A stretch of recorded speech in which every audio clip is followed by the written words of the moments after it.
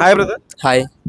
ప్రస్తుతం ఆంధ్రాలో జరుగుతున్నటువంటి రాజకీయం గురించి ఏం చెప్తావు? ఎలా ఉన్నాయి ఆంధ్ర పాలిటిక్స్? మా ఆంధ్ర పాలిటిక్స్ చాలా దారుణంగా ఉండే. అది మరి ఎందుకని? అంతే బ్రో, వైసీపీ వాళ్ళకి రక్షణ లేదు. రెడ్ బుక్ రాజ్యాంగం నడుస్తుంది. అదే రాజ్యాంగం మేము చేయాలంటే మేమే చేయగలం, ఒకప్పుడు చేయగలం. మేము పరిపాలన మంచి పరిపాలన చేస్తాము. కొంతమందిని విమర్శించడం తప్పించి అంతకుమించి మేమేం చేయాలి. ఇలా పోసానిని అరెస్ట్ చేయడం కరెక్ట్ కాదని అక్రమ అరెస్ట్ అంటారు. అది అక్రమం నాకు కరెక్టే. ఆయన చాలా తప్పుగా మాట్లాడాడు, ఒప్పుకుంటా. చాలా తప్పుగా మాట్లాడు, ఒప్పుకుంటా. ఆయన చేయడం లేదు, తప్పులేదు. ఆయన నష్టం చేయడం తప్పులేదు. బట్ అలా అని చెప్పి అందరినీ విమర్శించడం కరెక్ట్ కాదు. అది ఎవరెవరిని ఇప్పుడు వల్లభనేని వంశీ గారిని అరెస్ట్ చేయడం కరెక్ట్ కదా? ఆయన్ని అది ఎంతవరకు నిజం అంతవరకు అబద్ధం మాకు తెలియదు. గవర్నమెంట్ మారింది అనుకో, రేపొద్దున వీళ్ళు అరెస్ట్ చేస్తుంది. దానికి కారణం గల వల్ల వీళ్ళు చేస్తారు. వైసీపీ గవర్నమెంట్ చేస్తుంది. ఐ మీన్ మేమే చేస్తాం అనుకో, నేను వైసీపీ అనుకో పక్క. సో మేము చేయొచ్చు కదా. ఏదో ఒక అక్రమ కేసు పెడతాము, ఏదో విధంగా లోపల వేస్తాము. న్యాయానికి రోజులు లేవు ఇప్పుడు ఈ రోజుల్లో. ఎవరు అధికారంలో ఉంటే వాళ్ళు ఏం చేస్తారు. వాళ్ళకి పోలీస్ శాఖ డిపార్ట్మెంట్ సపోర్ట్గా ఉంటుంది. ఇంకేంటి ఏం చేయగలం. ఇప్పుడు జగన్ గారు 11 సీట్లు ఇచ్చారు ప్రజలు. ఆ 11 సీట్లు ఇచ్చినటువంటి ప్రజల కోసమైనా సరే ఒక మాజీ సీఎంగా ఉన్నారు. ఇదివరకు 151 సీట్లు వచ్చినాయి. ఇప్పుడు 11 సీట్లు ఉన్నా సరే ఆయన ప్రజల మనిషి ఇప్పటికి కూడా.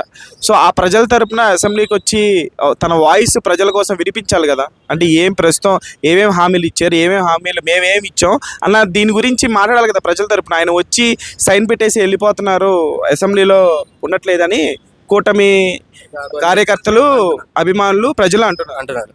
ఓకే, ఒప్పుకుంటా అంటున్నారు. దానికి మరి వచ్చినప్పుడు అడుగుతున్నారు కదా, ప్రతిపక్ష హోదా ఏమండి అని. ప్రజల సమస్యలు తీసుకొచ్చి మీకు కనపడాలి, మీకు వినపడాలంటే మేము మాట్లాడతాం కదా. మన గవర్నర్ ముందు కూడా వీళ్ళు గట్టిగా ధర్నా చేశారు. దానికి ఇవ్వాలి కదా. అంటే సెకండ్ యాక్చువల్గా 18 సీట్లు ఉంటేనే పైన ఉంటేనే ప్రతిపక్ష హోదా వస్తుంది.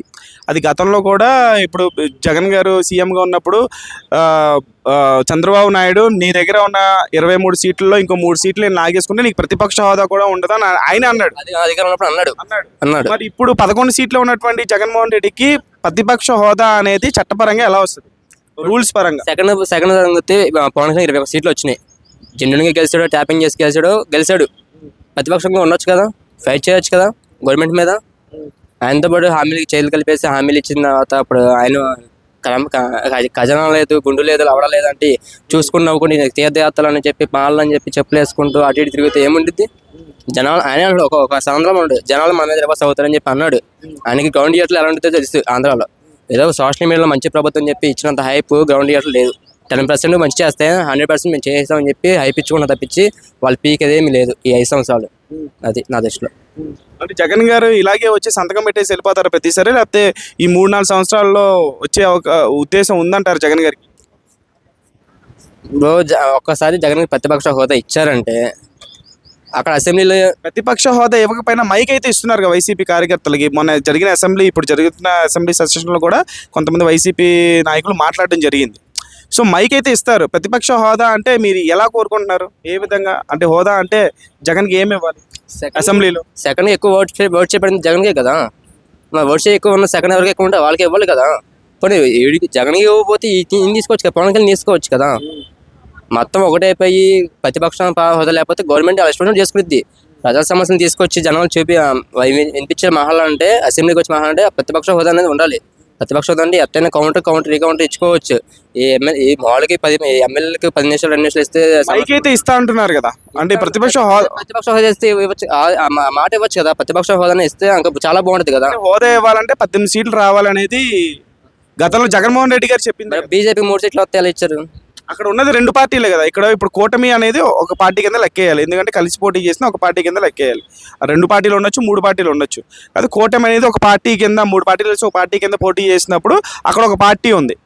సో ఇక్కడ యాక్చువల్గా చెప్పాలంటే కూటమిలో 2 పార్టీలు ఉన్నాయి. 3 పార్టీలు ఉన్నాయి, Telugu Desam party, Janasena, BJP. So ఇక్కడ అసెంబ్లీలో 18 సీట్ల కంటే, అంటే మన పవన్ కళ్యాణ్ గారు ఏమన్నారు, మాకంటే 1-2 సీట్లు ఎక్స్ట్రా వచ్చినా మీకు ప్రతిపక్ష హోదా వచ్చేదని అన్నారు. సో ఇక్కడ అది పాయింట్. ఇక్కడ ఓట్ షేర్తో సీట్లు చెప్తున్నాం మేము, కొంతమంది ఓట్ షేర్తో మేము మాట్లాడుకున్నాం తప్పించి ఏం లేదు. ఎన్ని మాట్లాడుకున్నా వచ్చి ఏమి ఉండేది కాదు. కానీ ఒకసారి ప్రతిపక్ష హోదా చేస్తే మాత్రం రచ్చ బ్రో. జగన్ తట్టుకోవడం ఎవరి వల్ల కాదు. ఆయన ఆయన వేసే కౌంటర్లకి రీకౌంట్ ఇవ్వడం చాలా కష్టం నా దృష్టిలో. అది ఇక్కడ తెలంగాణ ప్రజలకి తెలియకపోవచ్చేమో, ఆంధ్ర వాళ్ళకి ఓకే ఆయన ఒకప్పుడు వింటేజ్ దగ్గర చూసినప్పుడు అయితే మొత్తం క్రమంగా తెలుసు జగన్ ఎలాంటి మనిషి అనేది ఎంత మాస్గా ఉంటాడో తెలుసు. సో జగన్మోహన్ రెడ్డి అసెంబ్లీలో మైక్ పట్టుకొని మాడితే ఎవరికి మాట్లాడే ధైర్యం ఉండదంటారు. అంటే ఆయన వేస్తే కౌంటర్కి రీకౌంటర్ అనేది అంత తొందరగా రాదనుకుంటున్నాను. Thank you